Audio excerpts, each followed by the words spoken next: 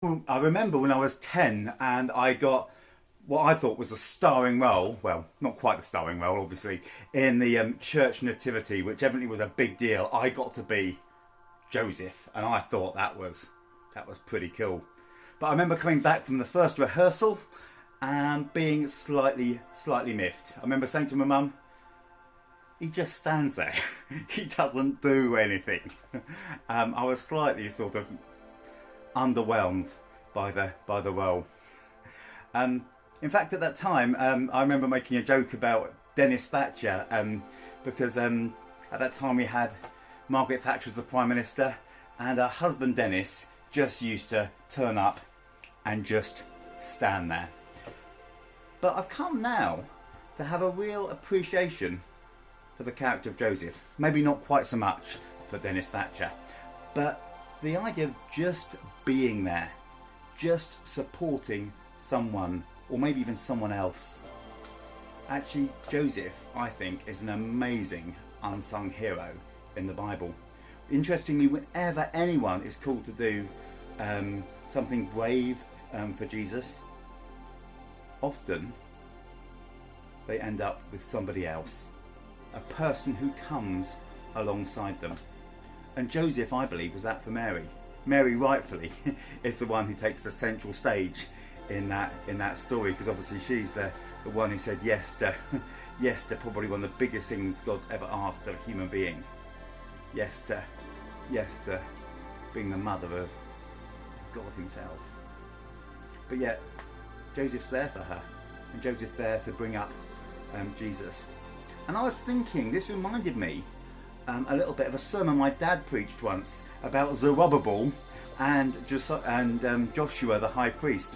So a little bit of an obscure topic, but lots of us sometimes feel a bit like a Zerubbabel. We're the ones who run around and try and do all these ideas, and we have 400 ideas before breakfast. We have 7 balls in the air and we want to find an 8th. That's sometimes our character, and we can often feel very like we're out there. But actually, all of us who feel a bit like that probably really appreciate the sort of Joshua character or the Joseph character, the person who comes alongside. Now, I don't know what you like. Maybe you're more of a Zerubbabel, maybe you're more of an activist. I'd like to challenge you to say maybe there's someone else you could come alongside. And maybe you think, well, I'm not really this activist, ideas, creative person, but I've got gifts and skills with administration. I've got gifts and skills with organisation. I've got gifts and skills with networking and chatting to people. I've got gifts and skills with, knowing the local area, whatever it is. Sometimes it is being that person that's prepared not just to have our own vision, but actually to be prepared to come alongside and serve someone else's vision, to come alongside a brother or sister in Christ and say, how can I bless you? That actually we discover something amazing.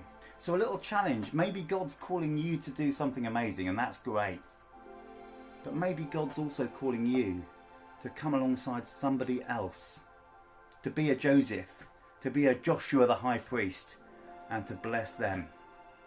The question isn't who's going to help and support me, although that is part of the question. It's always good to look around and see who can support us. But actually maybe the other question is, who can I support? Who can I bless?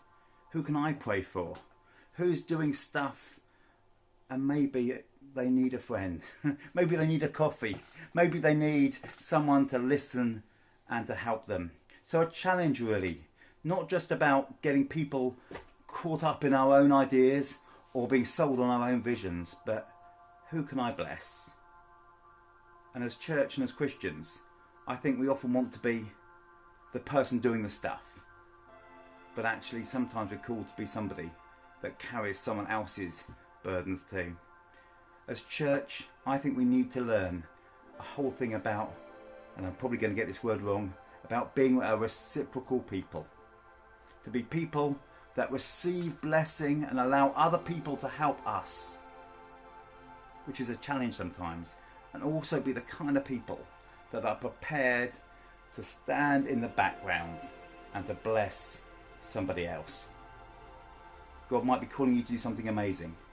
He might also be calling you to quietly bless somebody else from the background in an unglamorous way that you might never get any recognition for, but could change somebody's life and enable something to happen that could be incredibly fruitful and change people's lives.